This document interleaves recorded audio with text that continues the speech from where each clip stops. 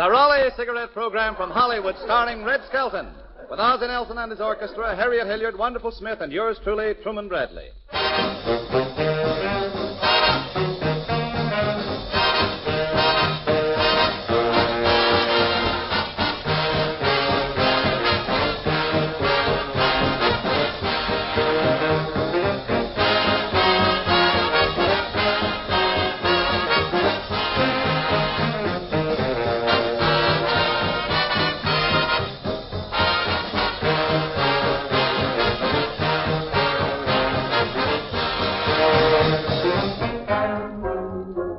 Somewhere in New Guinea, earlier today, a young, good-looking United States Marine gave a shout for joy as he eagerly tore the wrappings off a package just received. Some thoughtful friend had sent him a carton of Raleigh cigarettes. And here at home in America, every day, millions of smokers enjoy Raleigh cigarettes, famous for their choicer, more golden tobaccos, famous for their luxury premiums. Raleigh's, the pack with the coupon on the back.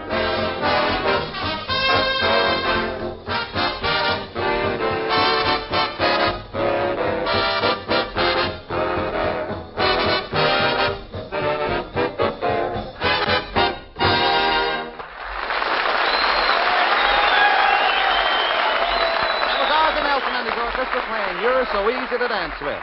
And now we bring you Metro-Goldwyn-Mayer's brilliant young comedian, the star of our show, Red Skelton. Thank you very much, all of our guests who are the Army and the Navy and the Marines tonight. Thank you very much, and good evening to you, ladies and gentlemen. How are you, Truman? You know, I've been kind of busy this week myself. Well, I suppose you've been showing Mr. Raleigh around town, Red, huh? Yeah, I took him over to Beverly Hills and showed him the movie stars' homes. I showed him Hedy Lamar's house. Yeah, what happened? Oh, nothing. He just sighed and says, oh, well, I can always stay home and count my coupons. Well, there are lots of beautiful sights in California, Red. Yeah. You could have shown him, you could have shown him the rim of the World Highway. What highway? The rim of the world. Is that thing on its rims, too?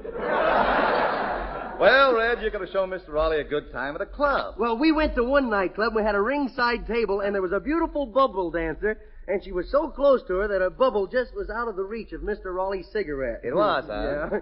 He says, you know, sometimes I wish I'd have made these Raleigh's king size. Say, Red, why doesn't Mr. Raleigh get a little sore when you kid him about his cigarette? Look, when you've got something good, a joke won't hurt it. But Mr. Raleigh's a nice guy, isn't he? Yeah, for 30 years he's been working very hard, and he hasn't been absent from work one day. You know, Red, in these times, being absent from work is sabotage. Why, it's just like AWOL, absent without leave. Is that what AWOL means? I thought that meant any women around loose. Red, did you know if one man, just one man a day, takes time off from his job, in a month it means a loss of 248 hours of work? Yeah. That means 248 more hours that some Jap sub is allowed to prowl. There is an acute need to stick on the job today. I got stuck on a cute little job once.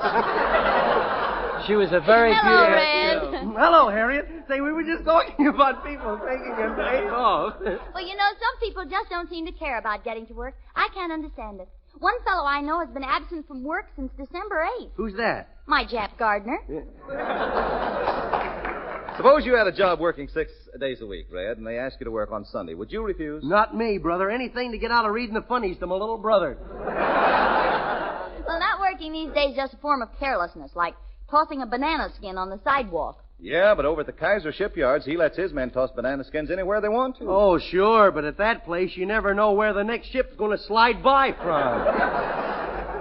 But seriously, though, we can all help in the war effort. Right. After all, there's no difference between men waiting around with no materials to use or materials waiting around for men to use them. Yeah, don't be like the girl I know over at Consolidated. Who's that, Red? Well, she paints the B-24s on the wings of the bombers, and one day she stopped to put some lipstick on, and the assembly line got way ahead of her. Well, goodness, what happened? Well, she was so confused, all she could remember was her phone number. So somewhere in the Pacific, Granite 4185 is bombing the blazes out of the jet.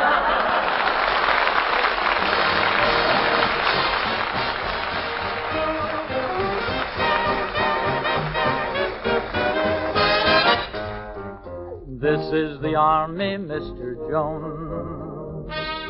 No private rooms or telephone. You had your breakfast in bed before, but you won't have it there anymore. Do what the buglers command. They're in the army and not in a band. This is the army, Mr. Brown. You and your baby went to town. She had you worried, but this is war, and she won't worry you anymore. A bunch of frightened rookie whacks were listening filled with awe, while a lady sergeant was laying down the law. They all stood there at attention, their faces turning red. And the sergeant looked them over, and this is what she said. This is the Army, Mary Jones. No private rooms or telephone. Remember, you always said that the wife should wear the pants. Well, here is a wonderful chance. This is the Army, Mrs. Crump. May I say you look a trifle plump? You know, you're supposed to drive a truck, not look like one, my dear. But you'll soon take it off around here. Your sergeant's command is no bluff. She's not your husband, this gal's really tough. Right dress, you'll hear the sergeant shout. But your right dress has already been picked out. You used to go shopping from store to store, but it won't worry you anymore.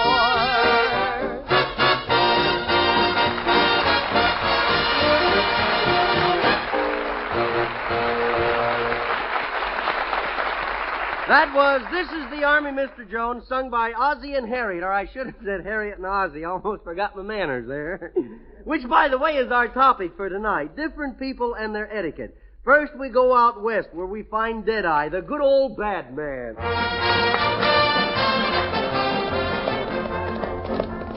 Whoa! Whoa! Oh, come on, horse. Whoa! If you don't whoa, I'm going to tell the draft board you're in the 18-19 age group. That did it.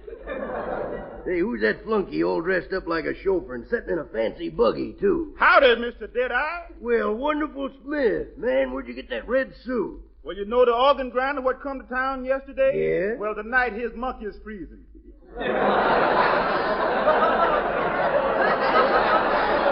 You stole that suit from the monkey? I don't believe it. You would if you was wearing it. Every 10 minutes I got to run up the side of a building. Yeah? Who you working for? Gentleman Jack, and what a wolf. A wolf? What's that? A wolf is any guy over the age of 17 in a zoot. But there's one thing about Gentleman Jack, though. Yeah? He sure has proper etiquette. He does? Now, at dinner with the lady, he never reaches his hand way out for the food. Well, neither do I. I know, but you've got the clutchingest toes I ever saw. Well, you tell them if I ever find him around Buckshot Annie, I'll fill him so full of lead, they won't bury him. They'll just donate him to the salvage drive. Yeah, well, you better form the junior army, because here he comes. And look who's with him. My gal. I'll fix that guy right now. Careful there, fella. You just missed me. I'm sorry. Now, look, stranger, you don't seem to have the manners of a real Westerner. How long have you been out here? Oh, not long. I just flew in by Texas Steer. Yeah, what are you talking about? Steers can't fly through the air. You mean you ain't heard about meat going up? I'm not afraid of you, Deadeye. One move and I'll plug you full of holes. Oh, yeah? I'm going to call your bluff. Well, go ahead. Here, bluff. Here, bluff. Now, no rough stuff, Deadeye. This is my new romance. Oh, thank you, ma'am. Thank you, ma'am. Thank you, ma'am. Bet you use soap, too, don't you? Jack, this is Deadeye. How do you do, Deadeye? Yeah. Buckshot Annie's given me her heart, and now I'm going to ask her to give me her hand. Oh, wait a minute. What are you working up to? Now, get this straight. Look, gal, I love you. When you look at me, a small voice keeps saying, Well, what does it say? I don't know. It's so small I can't hear it. But I love you. I love the way you roll your eyes. Go ahead and roll them for me. Okay.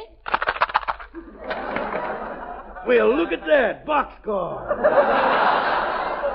Now, look, Gentleman Jack's my friend, so I want you to be friends. Okay, I will. Have a cigarette, did I? No, thanks. I don't... Oh, Raleigh, huh? Well, maybe I better. Have a Raleigh buckshot? Don't mind if I do. Light, did I? No, none of them sissy matches for me. I like my cigarettes with a gun. Aren't you afraid you'll shoot your nose off? No. It's easy once you know how. Oh, well, I was tired of smelling anyway.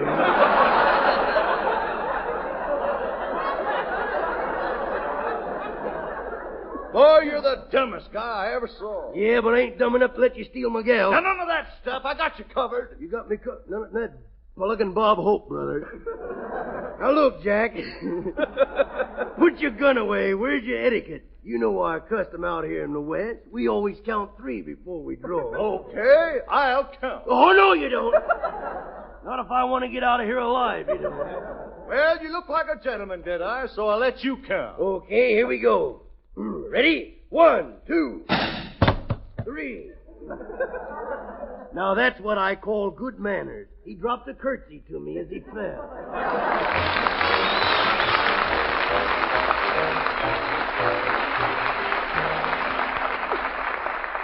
Then we have Clem, the fellow from the country. He has his own peculiar manners. None.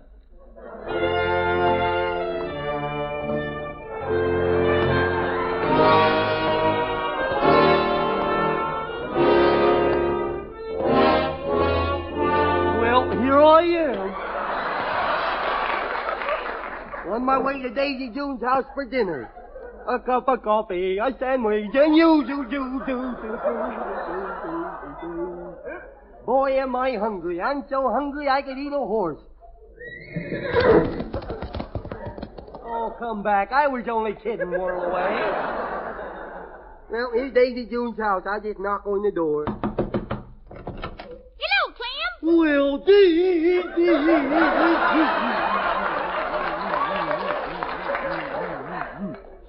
You're in the house, Clem. Here, let me take your hat. okay. Clem, your hat's stuck to your head. No, it ain't. I keep my turtle up there, and sometimes he won't let go. Howdy, Clem. Hey, who's this guy? Well, Clem, I want you to meet Mr. False Start. Howdy. Howdy. How's that for a snappy comeback? Boy, you throw the gags to me. I'll ad-lib with you, brother. Hey, what do you do for a living, bub? Well, I work in an airplane factory. Yeah? Pardon me, I'm going to sneeze. What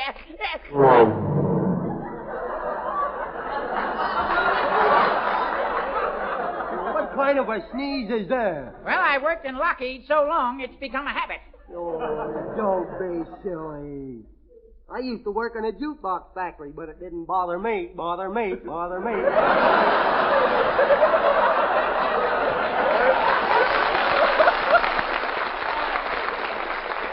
boy, dinner's ready. Shall we eat? Yes, we shall.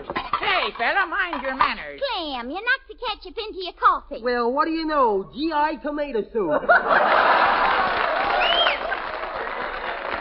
I'll help you to some spaghetti, Mr. False Start. Oh, thank you.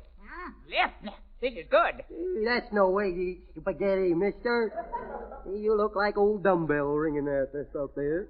Here, I'll show you. You just put one in your mouth like this, and then you go like that. Let's see you do that again, chum. All right.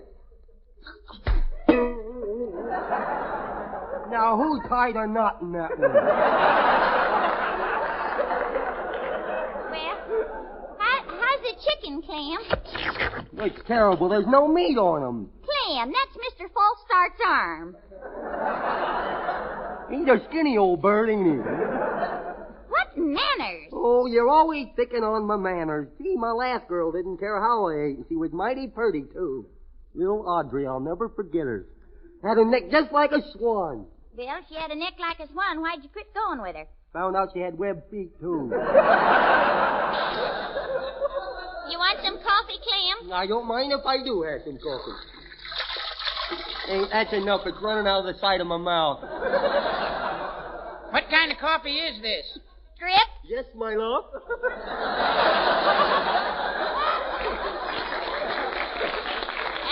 Will you have some cake? Oh, thank you. Clam? Oh, cake, boy. You know, I never marry a girl unless she can make cake like my mother used to make. Well, here, just put it on your plate. Okay. Well, what do you know? Just like Mother used to make. Clam, you're dropping crumbs on the tablecloth. Well, so what? I'll help you shake it off before you put it back on the bed. Well, that was a mighty tasty meal, believe me. Now, if I only had a napkin. Well, use your shirt tail. You ain't at the Waldorf, you know. Well, I've got to go now. Maybe I could come back for some breakfast on my way home from the graveyard shift. Why, sure, come back anytime you're hungry. Well, thank you. Goodbye. He sure blew out of here in a hurry, didn't he? Hey, when can I come back again, Davy? I'll never ask you to dinner again. Never. Why not? Why, your manners are awful. There was 2 pieces of cake left on that plate. You took the big piece and left me the little one. Well, which would you have taken? Why, I'd have taken the little one. She would have taken the little one. Well, she got it. What's she yelling about?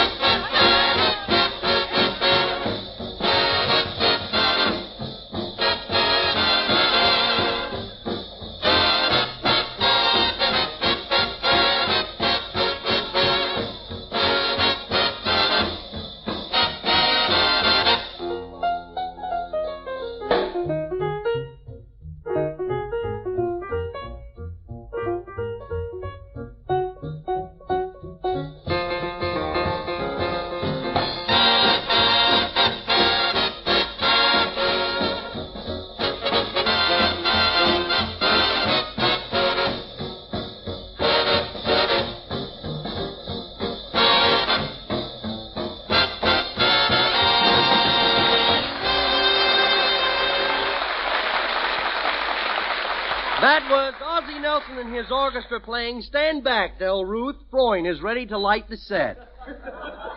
And now to show how good manners can help keep a home peaceful and quiet, let's look into a place where a man can relax and enjoy life. And another thing. So that's where the secret mime site went, huh? I've told you 1,000 times never to take your shoes off in the living room when company's here. Well, that's all right. Nobody will steal them. Why can't you have nice manners like other men? Oh, then everybody will think I was a radio announcer. Well, that's not a bad idea. Listen. Relax. Enjoy life to the fullest with a smoother, milder Raleigh cigarette. You can see by comparison that Raleighs give you the more golden tobaccos. Tobaccos that any expert will tell you are choicer, more expensive. But your taste tells the full story. and you'll discover that Raleigh's superb blend of 31 of these finer tobaccos makes the difference. A distinctive difference, reflected in Raleigh's unrivaled richness, their full-bodied, tempting taste and flavor. Oh, there's a man for you. For me? What's he got for me? For you, for all of you who smoke Raleigh cigarettes, there are dozens and dozens of luxury premiums to add to your pleasure. Bridge tables, chairs, lamps, tableware, all for gracious living. Sportswear, luggage, fountain pens, personal items too numerous to mention, that can be yours in exchange for Raleigh coupons, as well as cash or the equivalent in war stamps. You call him polite? You're darn right, brother, because I always offer this, a pack with a coupon on the back, Raleigh cigarettes.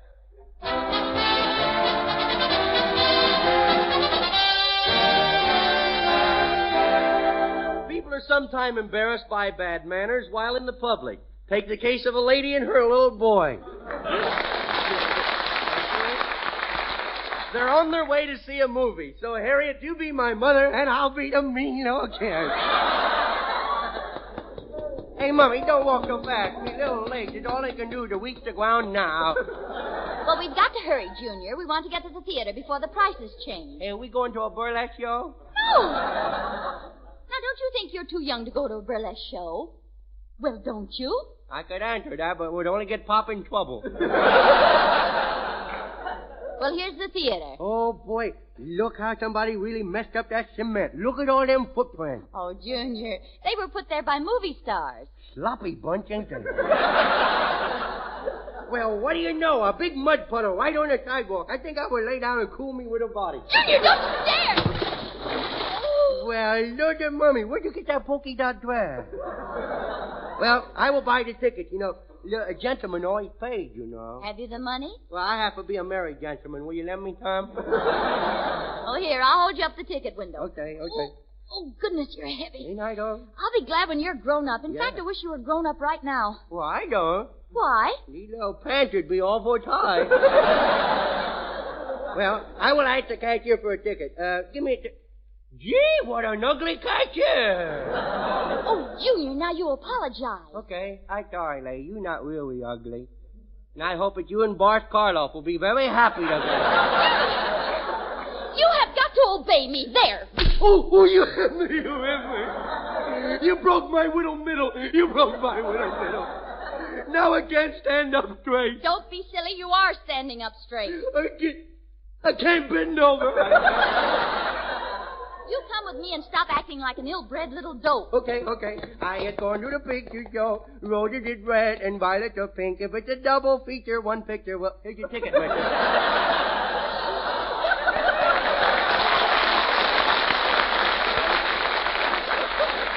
Well, hello there. My, what a nice little boy. Ain't I, dog? Wait a minute. How old are you? I will be born Friday. You ain't tricking me into playing. Okay, I'll just tear your ticket in half. Oh, no. Split it 3 ways. Me mummy's in on that. Hey, Mummy, can I have some candy to chew on? No, Junior, no. You've been eating too much candy. All your teeth will fall out. Well, that's good. And then when Gramp talks to me, I can spray right back at him. Well, you can't have any candy. Now, you let me have some candy or I will tell. You'll tell what? I will tell everybody that you take racing bets over the telephone. I do not. Oh, no. Put 15 cents on Ragwagon, will you? I can't. He isn't running today. See? You come on. Let's find a seat. Okay. Junior, what are you doing? Stop unscrewing those little lights on the seats. Do you want someone to fall? You don't know me very well, does he? Are there 2 seats in there, Junior? Yes, there is. Well, I'll just sit down and... But there's somebody in them. Well, here are 2. Now you sit down. Oh, boy, the picture door in the picture. Oh, boy, a Marlena Dietrich picture. Shh, not so loud, Junior. Hey, I can't see. That lady in front of me got a big feather in her hat. What? I said I can't see. That dame in front of me got a big feather in her hat. Oh, the steam's coming up. Hey, lady, take that feather out of your hat, will you? Oh, here, lean over this way. I still can't see. There's a fellow in front of me necking with his girl, and they got their heads together. Quiet, Junior. Well, I can't see. Hey, fella, would you mind necking a girl on the other side of you? Junior! there. Hey, Mommy, I will go out in the lobby to the water fountain and take a bath. All right, you're going to get a drink of water. Look at that big vase. I think I'll go up and look in that. Junior! Meow! Meow! Oh, that darn cat followed us to the theater. It always works. It always works. Junior, come over here and sit down. Okay. Stop squirming, for goodness sake. I can't see nothing. There's a bald-headed man blocking me view. First he scratches one side of his head, and then he scratches the other side. There he goes again. Hey, Bub, why don't you take him out in the middle? You can catch him.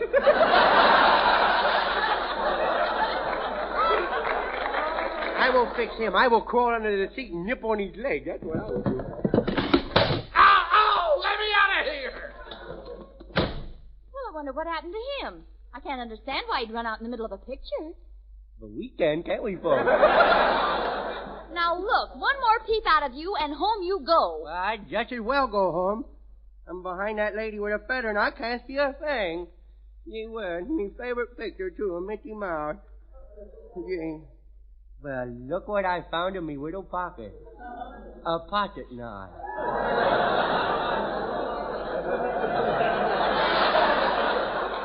Nice and sharp, too. Just the thing for snipping feathers. If I do, I get a whipping. I do it. I will reach over and snip that feather right off her hat.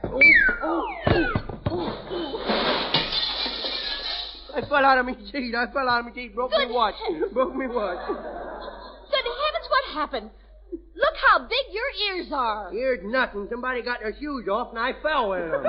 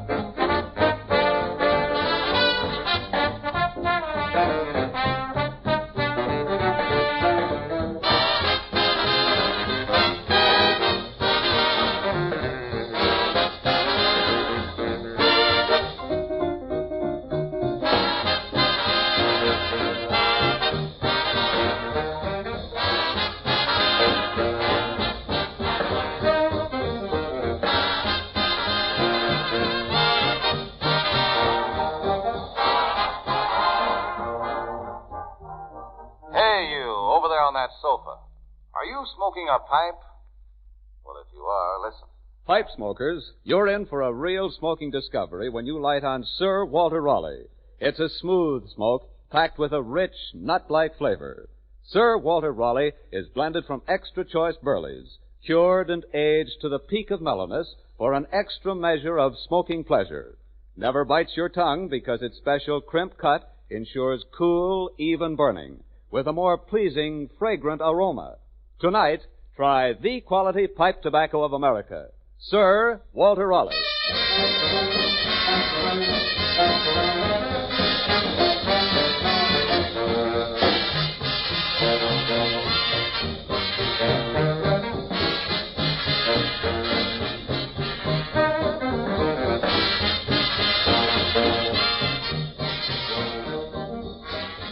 Remember, we'll all be back again next Tuesday at the same time. Red Skelton, Ozzie Nelson and his orchestra, Harriet Hilliard, Wonderful Smith, and yours truly, Truman Bradley.